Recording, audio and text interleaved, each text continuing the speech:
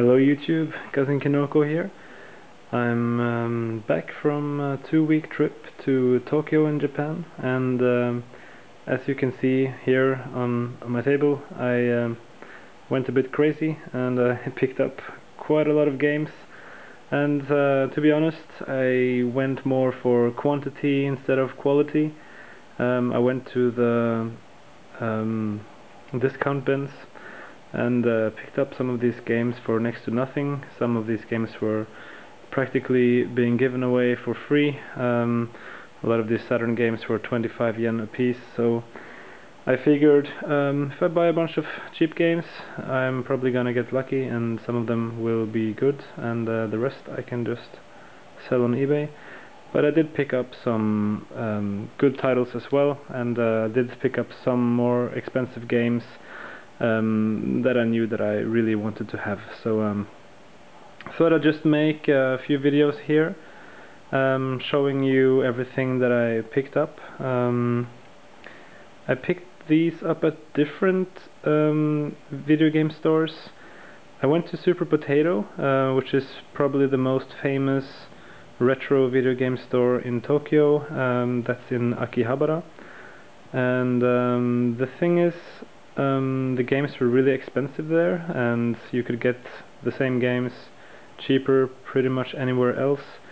So the only thing I picked up at Super Potato was a modded Famicom console, and the reason for that was because it was sold out everywhere else, so that was pretty much the only place where I could find a console.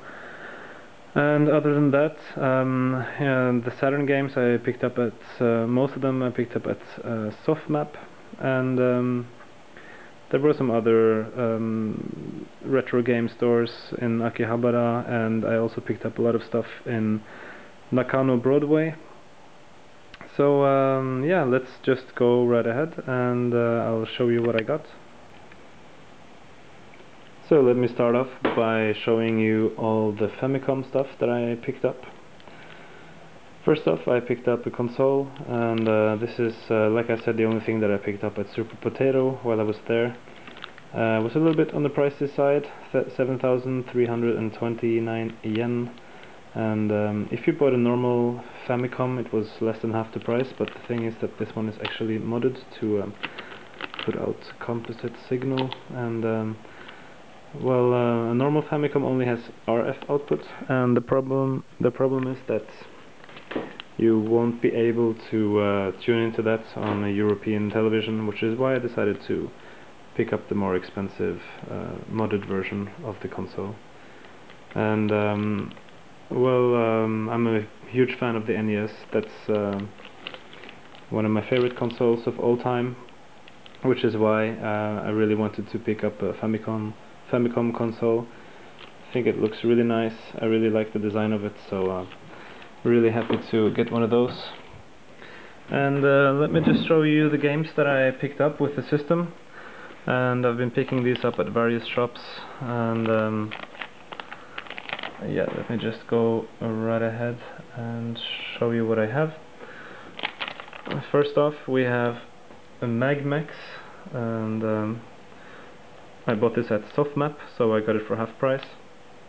Actually, everything that I bought at Softmap was half price for some reason. The guy didn't speak any English, but it tried to explain to me in Japanese, and I kind of figured as much as when I bought more than 5 items, then I would get everything half price, which is a ridiculously good deal, as the games were really cheap to begin with. So I got this for 100 yen, which is about 75 euro cents. That's almost nothing for a Famicom game. And yeah, this game was released in Japan and in the US as well. Then we have The Goonies, the first game. The Goonies 2 was released all over the world, but for some reason the first game in the series never made it outside of Japan.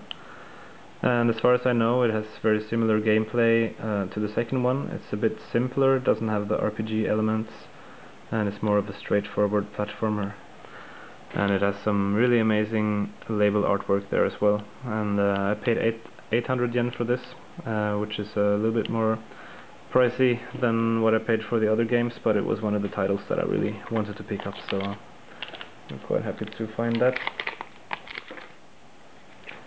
And then we have Image Fight from Irem, and this game was also released in the US.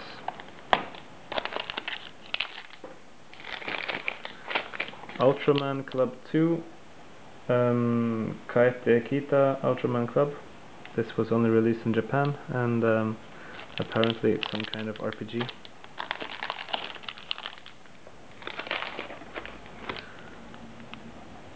SD Gundam Gachapon Senshi 3, again only released in Japan. Unfortunately this is also an RPG, so I won't be able to play it, I think. Well, a lot of these games I just picked them up based on the label artwork, just hoping that it would be an action game or a platformer or a shooter rather than an RPG. And then sometimes I would guess wrong. I thought that this game would be an action game, but it's an RPG. Banana, only released in Japan.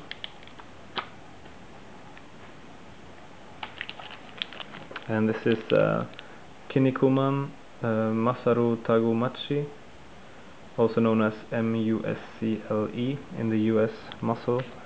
This was never released in Europe. It's a wrestle game.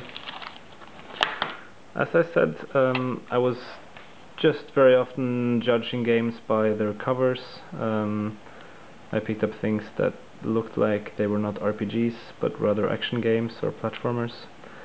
And sometimes it would go the other way around, like since this is made by Square, I just assumed that it's an RPG. But I was curious what this was, which is why I decided to pick it up, and besides it was only 30 yen, which is practically giving it away for free. And to my surprise it turns out it's not an RPG. This game is known as Jumping Jack or Jumping Kid, Tobidase Daisakusen, and it was only released in Japan. And it's a kind of a Jack and the Beanstalk story, and I think it's a platformer.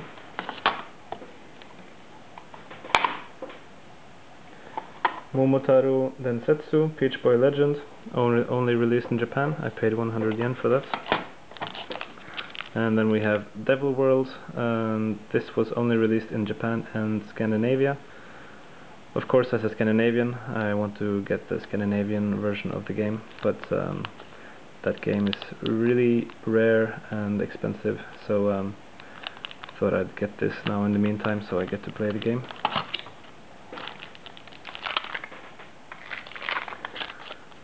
Keropi no Daibuken, only released in Japan. There was also a sequel to this. And then we have Chuka Daisen, or Cloudmaster. This was only released in Japan.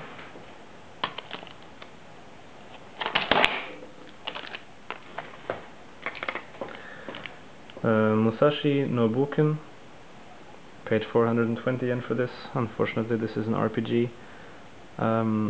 I was judging by the label and I thought it looked like it would be a Pocky and Rocky game, and I thought maybe that it would be some similar type of gameplay, but unfortunately not.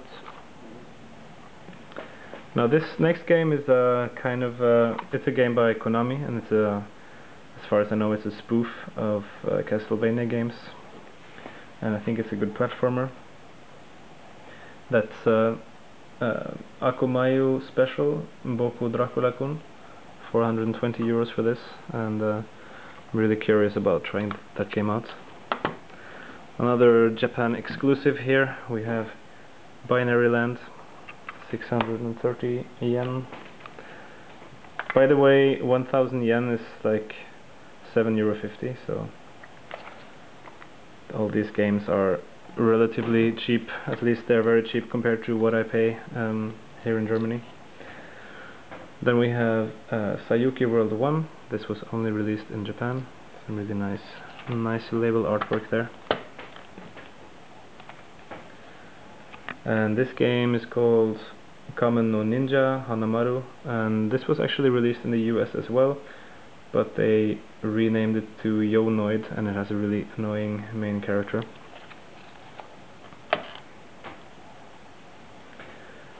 And then this is called Salada no Kuni no Tomato Hime, Princess Tomato in the Salad Kingdom. This was also released in the US, but it never made it to Europe. And the next is another Konami game that was on my list of games to pick up while I was in Tokyo, and that's Konami Vai World 1, Japanese exclusive, one of the more expensive games that I picked up, 1050 yen, which is still like €7.50, so that's it's quite a cheap game, I think, then for what it is. And I kind of regret not picking up the second game, Vai World 2, which I also found there for the same price, but maybe I'll order it online. And then we have Robocop 2. This game I actually kind of regret picking up because it was also released in the US and in Europe, and I thought this was a Japanese exclusive, but it's not. And it's an uncommon game in Europe, but it's not really rare or anything. And then we have Super Chinese 3, a Japanese exclusive. The Tower of Druaga. This was also released in America under the same title.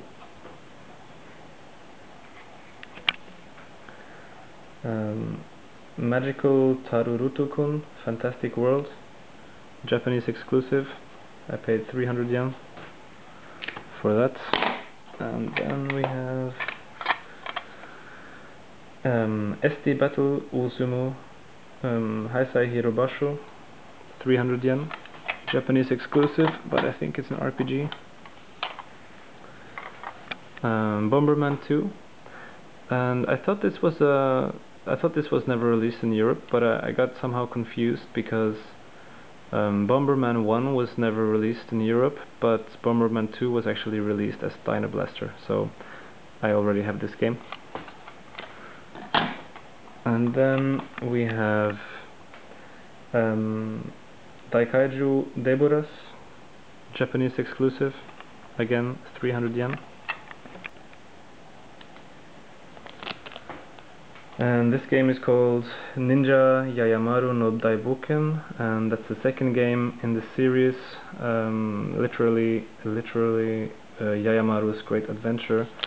And I bought this at Softmap, so I got it half price for 100 yen.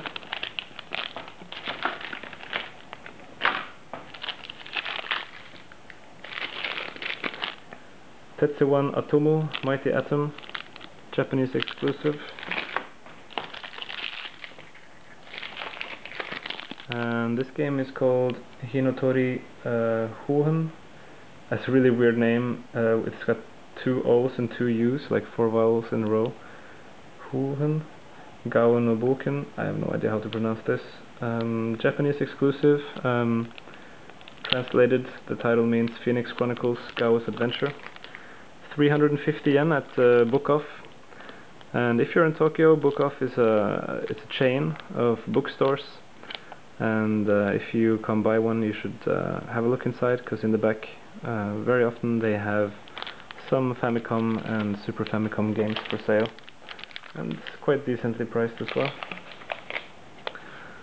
Then we have Sonson, another Japanese exclusive with this same character, the monkey on the cloud there, as in some of these other games. Yeah, like this one.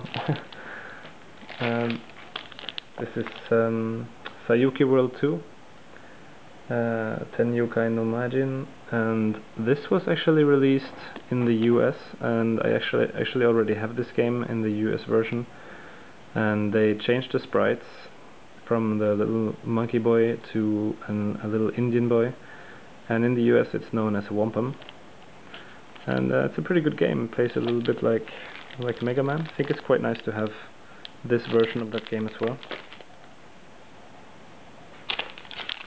And then we have Star Force. This game was also released in the US. I only paid 100 yen for that, which is like 75 euro cents. Star Luster, a Japanese exclusive, 100 yen. I think it's a shoot 'em up. And then we have Doraemon 1. There was also a second game released for the Famicom, 580 yen. And Nuts and Milk.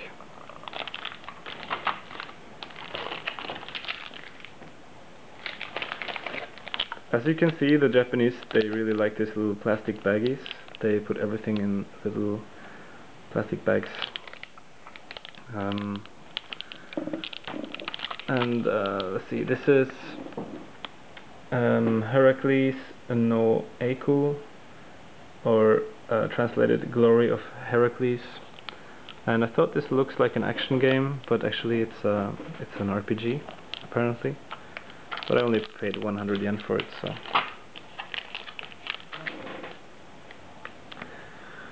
And then we have a Bio Senshi Dan, Japanese exclusive, 280 yen. And then we have two games here.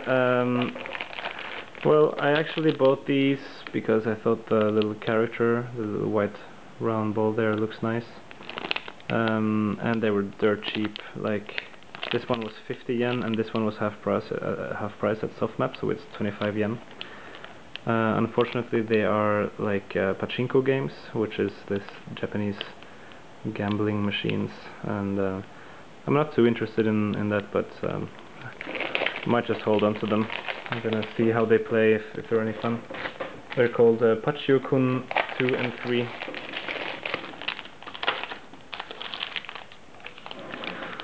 And this is King Kong 2 Ikari no Megaton Punch.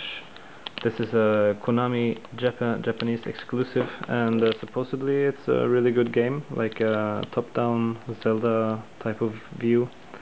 And I'm really happy to find this for only 180 yen.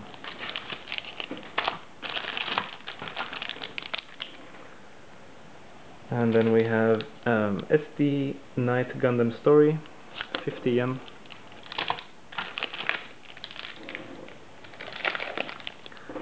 Xerion, this was also released in the US from Jalico.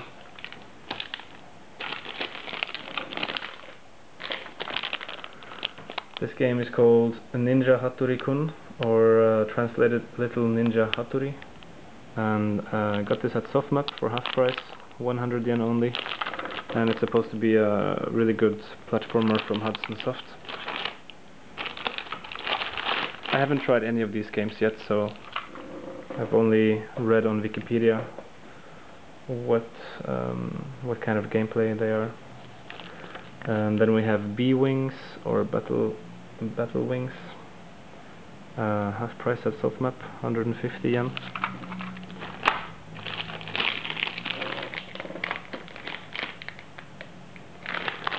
And to be honest, I only bought this game because of the swastika on the cover, and I was somehow intrigued and decided to pick it up because I was curious. And it was also only 50 yen, so I thought, well, I might as well pick it up, and if it's not a good game, I'll just sell it. It's called Sabaku no Kitsune, also known as Desert Commander in the US. So this was actually released in the US. It was never released in Europe though, but I think I'm gonna get the US version and sell this, because it's a kind of like a tactical war game, which is probably not so much fun playing in Japanese, as I know hardly any Japanese. And then we have the first Dragon Quest game, 50 yen. And this one, I was really curious what this was. I saw it has Master Higgins on the cover, which is basically why I picked it up, even though it was a little bit expensive. And it was a lucky purchase, because this is a Japanese exclusive game, and it's called Takahashi Meijin no Bugte Honey.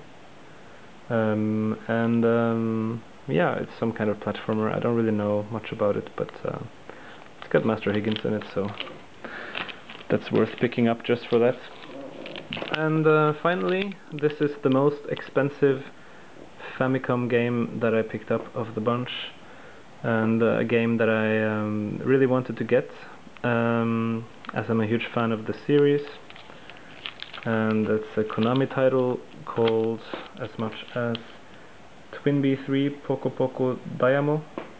I paid 1,280 yen for that, which is still only like a bit less than 10 euros.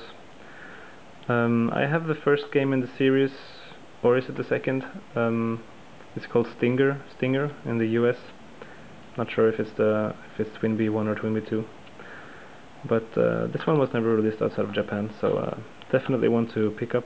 I'm a huge fan of Pop and Twinbee, so yep, that's it for all my Famicom pickups from Tokyo. I hope you guys enjoyed watching this video, and until next time.